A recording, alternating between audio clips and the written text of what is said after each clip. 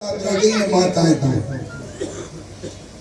अदिति मैया को बड़ी चिंता हुई, जिनके बेटा परेशान हो उस माँ से पूछो बाबू का भी। उन्होंने कश्यप जी से कहा, स्वामी मेरे बेटा बहुत दुखी है, ऐसा कोई अनुष्ठान बताओ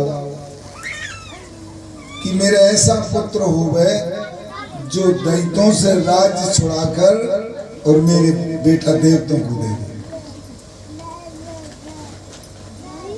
कश्यप जी ने कहा, देवी बहुत अच्छा प्रश्न किया है, एक व्रत बताते हैं हम आपको, वो करना होगा। फागुन के महीना में शुक्ल पक्ष में अमावस के बाद और 12 दिन को व्रत है, परमा से लगाए 12 तक। फागुन के महीना में साल में एक ही बार करो जाएगा।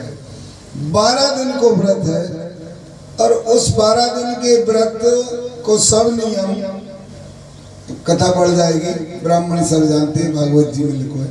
अगर कोई कर लेता है, आज भी कोई स्त्री करती है जिनके बालक नहीं है, जिनके बालक हो नहीं रहे हैं, जिनके बालक होकर मर जाते हैं, आज भी वो 12 दिन वाला व्रत कोई कर लेता है, अवश्य वो संतान वाली माँ हो,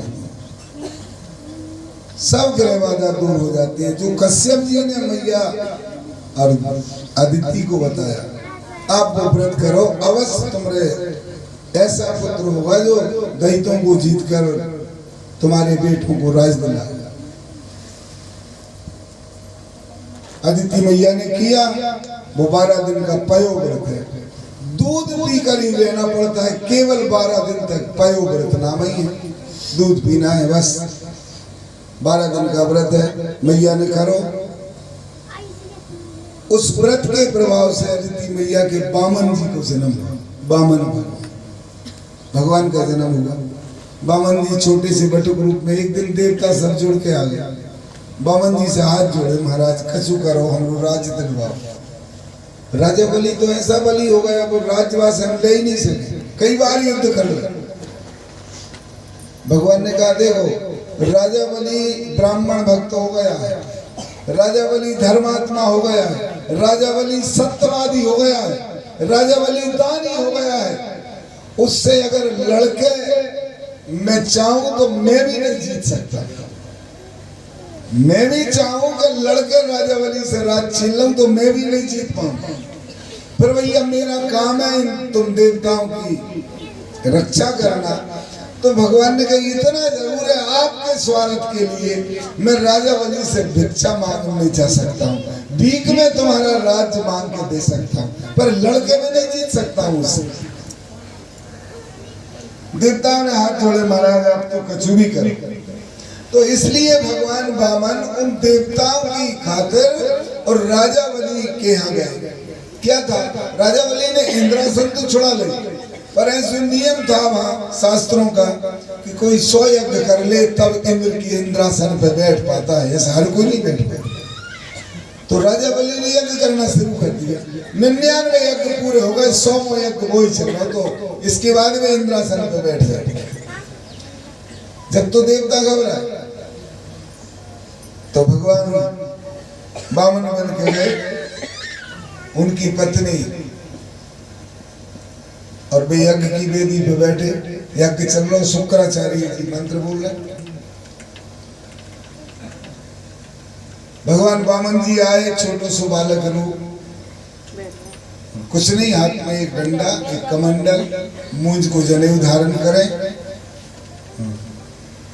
आगे राजा बलि ने देखा कोई ब्राह्मण आया है, बाल ब्रह्मचारी छोटा है, तो उठ के अपनी पत्नी को साथ लेके गए और साष्टांग दंडवत करी, उनके चरण धोए वामन जी के, और महाराज मेरे बड़े भाग्य, मेरे यज्ञ में आप जैसे ब्राह्मण पधारे, मैं तो कृतकृत हो गया महाराज, मेरा मन चाहता है आपके दर्शन करके, आप तो बहुत छोटे हैं, आप तो बहुत भोले हैं, बालक हैं, मेरा मन चाहता है आप कुछ मांग लो और मैं तुम्हें दूं।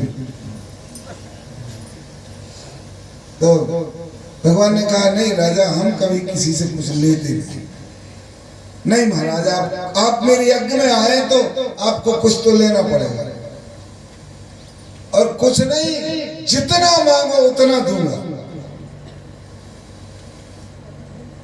अब बामन जी ने कहा राजा, हम तुम्हारी श्रद्धा देखकर ठीक है ले लेते, हमें 3 कदम भूमि चाहिए और हमारे ही पांव से नापेंगे। अब बामन अंगल को रोक 4-4 अंगुल के पांव। राजा वाली तो हंसने लगा, कहा महाराज तुम मांगो भी नहीं है, तुम तो बहुत बोले हो भाई, उम्र के छोटे हो, अरे तुम बड़े हो जाओगे, तुम्हारा विवाह हो जाएगा, बाल बच्चे हो जाएंगे, उनके पालन में बहुत आवश्यकता पड़ती धरती की। तो बोले तुम तो और ज्यादा मांगो। राजा बलि ने कहा महाराज तुमने मेरा नाम नहीं सुना, मैं ऐसा दानी हूँ, एक बार कोई मुझसे मांगो फिर दोबारा कोई के आगे खड़ो नहीं हो, और अगर कोई दूसरे के आगे खड़ा होता है तो मैं सर्वजिंदगी मानता हूँ कि मेरे यहाँ भी आओ तो जो दूसरे के यहाँ खड़ो, इतना देता हूँ एक ही बार में, फिर वो कोई के यहाँ नहीं जाता। भगवान ने कहा राजा बलि तू तो ऐसे ही दाता है, पर मैं ऐसा लेने वाला हूँ कि मैं जरूरत से अधिक लेता ही नहीं, मुझे जितनी आवश्यकता है उतना ही लूंगा। क्या आवश्यकता है? भगवान ने कहा देखो बलि, हम ब्राह्मण लोग हैं, हम लोग जो भी भजन करते हैं और भोजन दूसरों के यहाँ करते हैं, भजन हम जो करते हैं और भोजन हम दूसरों के यहाँ करते हैं, तो हमने जो भजन किया है वो भोजन करने वाले के पास हमारे सब भजन को पुण्य चलो जाता है। इसलिए हम चाहते हैं कि तू हमें 3 कदम पृथ्वी दे दे, एक दिन हम अपनी भूमि में बैठ के अपने घर को भोजन करना और भगवान ने भोग लगाना, तो वो एक दिन को पुण्य तो हमें मिल जाए। नहीं हम तो ब्राह्मण है, आज उनके घर आज उनके घर, हम सब भजन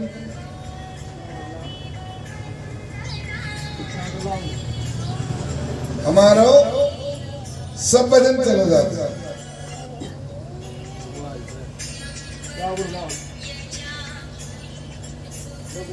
इसलिए 3 पग भूमि चाहिए।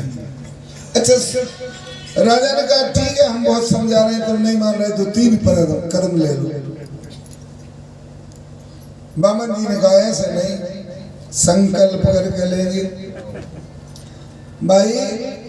जिससे बैंक में हमारे एक खातो भी थे, चालू खातो, आज पैसे जमा करे कल निकाल लाए, और एक खातो है सोदबा में एफडी जमा होता है, बात तो 10 साल में एफडी को पैसा निकलेगा।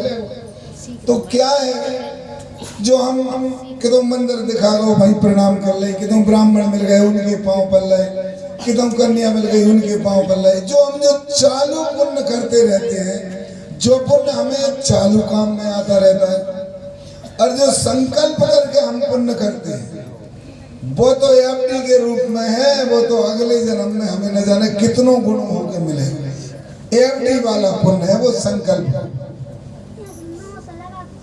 तो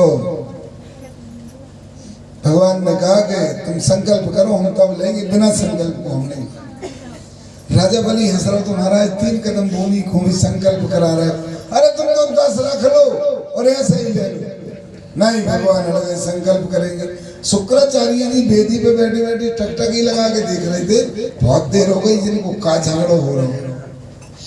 ऐसो कैसो ब्राह्मण आओ कि राजा बलि और पति पत्नी 2 ही गए, तो आई नहीं रेखा बात है, दूर से भी उठ के आए, इनको का झगड़ो है। शुक्राचार्य जी आए पास में, उनने देखो शुक्राचार्य जी दैत्य गुरु हैं पर भृगुवंशी हैं। भगवान ने गीता जी में कहा है वृक्षों में मैं पीपल हूँ, नदियों में मैं गंगा हूँ, पशुओं में मैं गाय हूँ, मनुष्यों में मैं ब्राह्मण हूँ, पर गुरुओं में मैं शुक्राचार्य हूँ। बृहस्पति नहीं गई, देवताओं के गुरु है बृहस्पति, तो देव गुरु बृहस्पति नहीं गई, दैत्य गुरु शुक्राचार्य कहा। शुक्राचार्य ने अपने चेलाओं के साथ जितना उपकार किया उतना दैत्य देवगुरु